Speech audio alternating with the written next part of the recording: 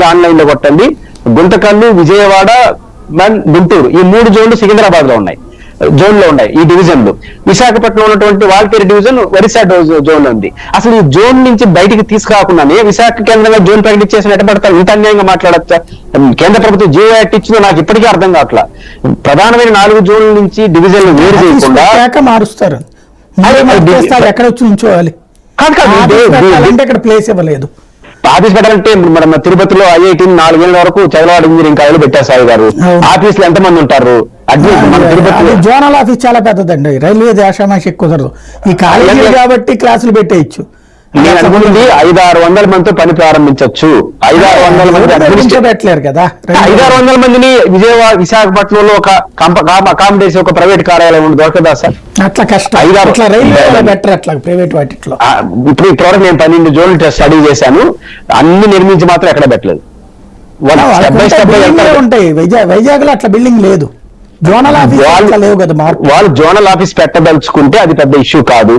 హైదరాబాద్ మన విశాఖపట్నంలో zonal office పెట్టచ్చు. నేను 10 ఏళ్ళు అవుతాను ఇంతవరకు కీలకమైన డెసిషన్ తీసుకోకుండా జియో ఇచ్చారు సాయి గారు విశాఖపట్నం కేంద్రం. కానీ జియో మాత్రం డివిజన్లన్నీ ఒరిస్సాలో ఉంటాయి, ఇవి ఉంటాయి. దీని బైఫర్కేషన్ చెప్పినట్టు అవుతుంది. కాబట్టి ఖచ్చితంగా రాష్ట్రంలోని కీలకమైన విభజన చట్టమైన అంశాలు పరిష్కారం కాలేదు.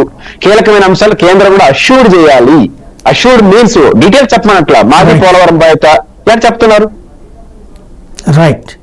శాంతి ప్రసాద్ గారు, మోడీ గారు ప్రసంగం నుంచి ఒక పదం తీసుకొని చెప్తాను.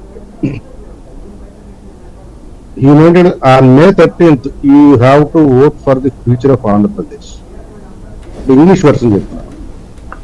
This time, Andhra Pradesh has Modi's guarantee, Chandrababu's leadership, and our trust in Pawan Kalyan ji as well. Our victory will form a double-engine government in Andhra Pradesh. I have one more request. Tell everyone here that Modi has greeted them. ఇప్పుడు విభజన చట్టంలో హామీలు ఈ 9-10 schedule గురించి పూర్తయినంటే చిన్నపిల్లలు చెప్తారు, అవి ఇంకా నెరవేరలేదు, ఇంకా పెండింగ్ లోనే ఉన్నాయి, జూన్ 4లో తీర్చుకోవాలి. అయితే అప్పటికి జూన్ 4 కౌంటింగ్ అయ్యి జరగదు. ఆ జూన్ 2 విభజన తారీఖు ప్రభుత్వం ఏర్పాటు అనేది ఫలితాలు వచ్చేది జూన్ 4 కాబట్టి తర్వాత ప్రభుత్వం ఏర్పడుతుంది. ఏది ఏమైనా ఒక విషయం చెప్తాను సార్, ఆంధ్రప్రదేశ్ రాష్ట్రానికి రాజధాని ఏది అనేది మరి మీరు చెప్పినట్లుగా జూన్ 1వ తారీఖు అర్ధరాత్రి 12 గంటలకల్లా డిసైడ్ అయిపోవాలి. ఆ రోజుకి మరి ప్రభుత్వం ఉండదు కాబట్టి డిసైడ్ అవ్వదు కాబట్టి విభజన చట్టం హామీ అమల్లోకి వచ్చేస్తుంది. తెలంగాణ హైదరాబాద్ వెళ్ళిపోతుంది, ఆంధ్రప్రదేశ్కి అమరావతి అనేది స్థిరీకరణ జరుగుతుంది. కాకపోతే ఏంటంటే రాటిఫికేషన్ చేయాల్సి వస్తుంది తప్పితే అప్పటికప్పుడు ప్రకటన చేయడం జరగదు, ఎందుకంటే ప్రాక్టికల్ డిఫికల్టీస్ కాబట్టి.